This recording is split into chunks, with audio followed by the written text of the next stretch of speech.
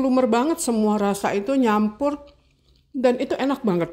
Enak banget bener, cobain deh Bunda. Kita panasin lagi yang kedua kita makan, itu rasanya makin enak loh, beneran. Makin sering dipanasin katanya makin gurih, emang iya sih.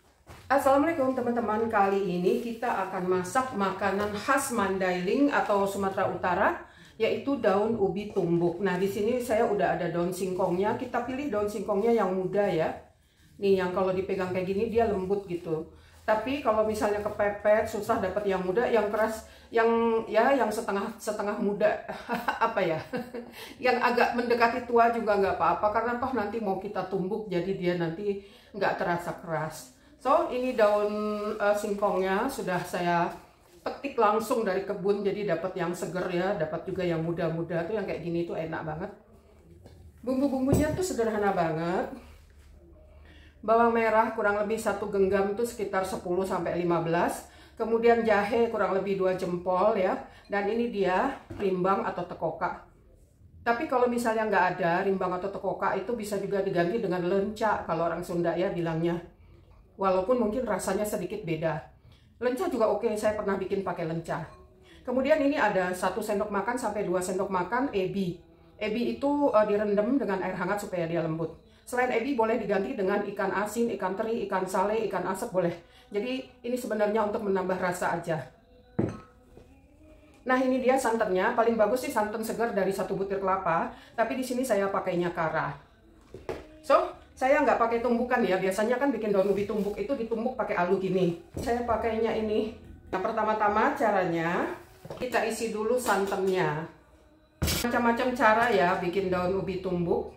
Kalau kita lihat di internet, nah ini yang saya terapkan adalah cara dari ibu saya dan menurut saya itu simple banget dan rasanya enak. Oke, nah ini santannya. Kenapa saya bikin santannya langsung di sini di depan saya? Karena begitu ditumbuk langsung cemplungin, begitu tumbuk langsung cemplungin. Supaya gampang menumbuknya, karena kita pakai ini ya, nggak pakai alu.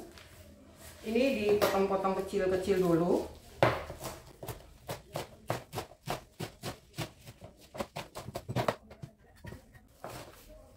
Potong lagi lawan arah. Oke, nah ini kurang lebih sudah seperti ini, kita bisa tumbuk.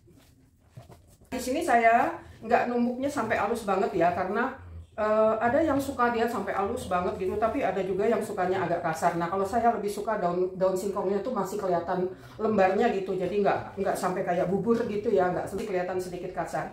Oke, kita iris kasar. Bawang merah. Sebarkan.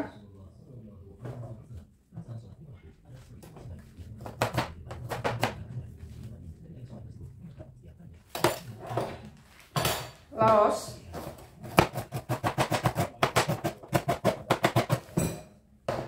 Sebarkan.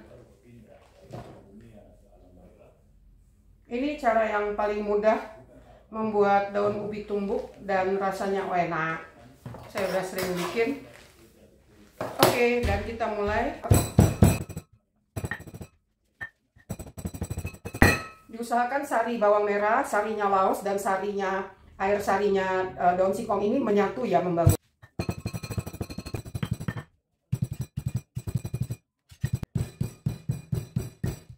Tekokaknya kita tumbuk barengan ya. Ini katanya sih ya, dipercaya rimbang atau tekokak yang ditumbuk berbarengan ini dipercaya akan mengurangi efek asam urat, karena daun singkong ini kan sebenarnya tinggi asam urat, tapi kalau dia dibarengi numbuknya dengan rimbang seperti ini, efek asam uratnya akan berkurang.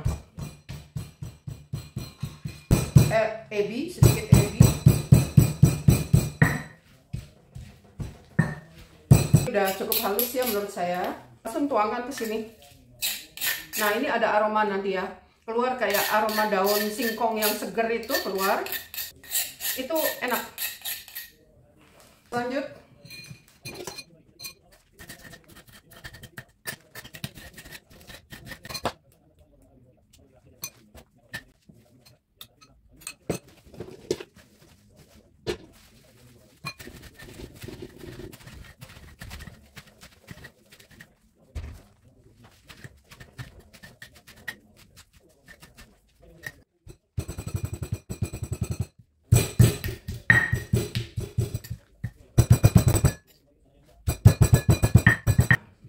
Kita tuangkan ke sini.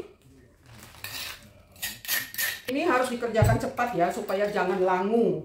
Akhir. Nah, sebentar, nggak lama ya. Kalau pakai cara seperti ini bikinnya nggak lama. Cepet kok. Dan pakai peralatan yang ada seperti ini. Sebenarnya saya punya alu gitu ya, tapi saya kepingin nunjukin bahwa bikin daun singkong ala Tapanuli itu nggak perlu harus punya alu. Pakai begini juga bisa.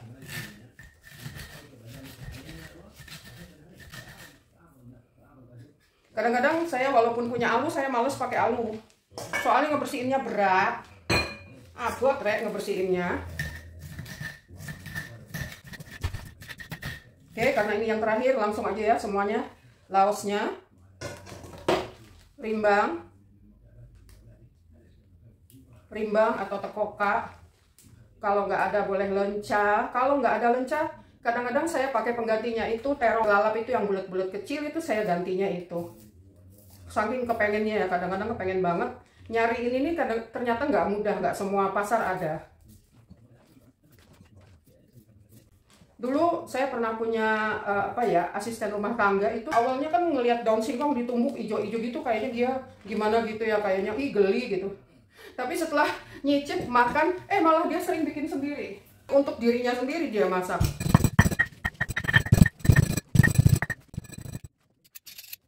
Nah ini dia udah selesai, yang terakhir gampang banget. Saya tambahkan air seperti ini, langsung kita masak.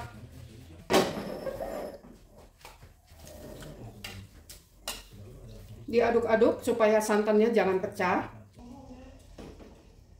Saya pengen nambahin santannya ya, biar makin gurih. Garam, kaldu jamur. Saya ingin tambahkan cabai kering. Nah, oke. Kenapa populer di Sumatera Utara? Karena nggak semua daerah di Sumatera Utara itu daerah subur ya. Jadi kadang-kadang yang tumbuh subur itu hanya singkong, yang lainnya itu gersang. Jadi dimanfaatkanlah daunnya untuk dimakan. Nah masalahnya daun singkong itu kan yang lembut itu cuma pucuk paling atas ya. Jadi kalau kita cuma ngambilin pucuk paling atas tuh dapatnya dikit.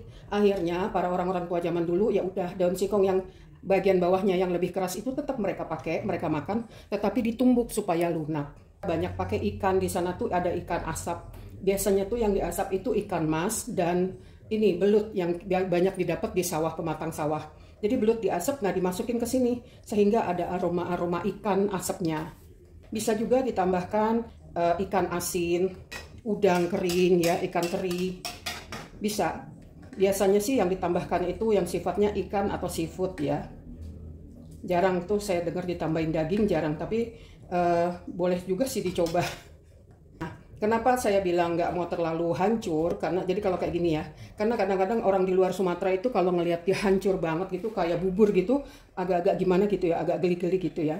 Jadi saya kalau bikin itu nggak terlalu hancur, jadi masih kelihatan tekstur sayurnya. Nah, sangat bergizi. Jadi daun singkong ini adalah sayur nomor 2 setelah daun katuk dari segi kandungan gizi. Jadi itu sebabnya kalau kita lihat orang-orang Sumatera Utara dia zaman dulu tuh yang banyak makan daun singkong, badannya tuh sekel-sekel gitu ya, karena dia tinggi dengan zat besi.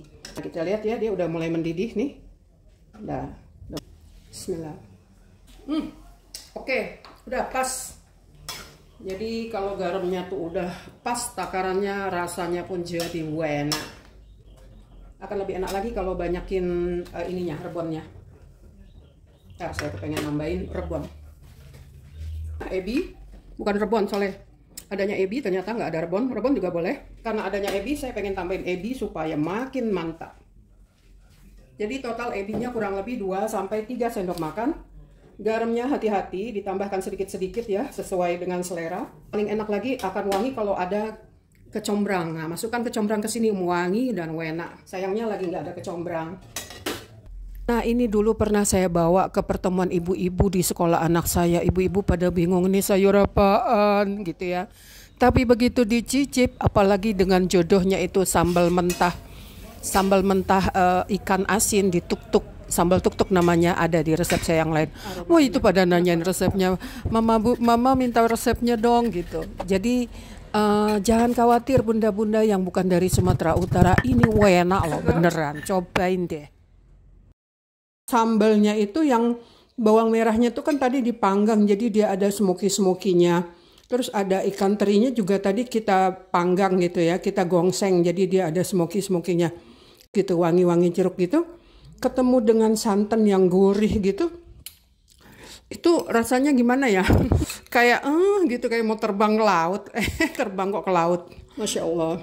Enak, gurihnya dari ebi. Dan ini ada aroma-aroma laos itu loh yang tadi digeprek. Tapi nggak langu laosnya gitu ya. Tekokak yang kita geprek itu, nah ini udah nggak ada rasa getirnya.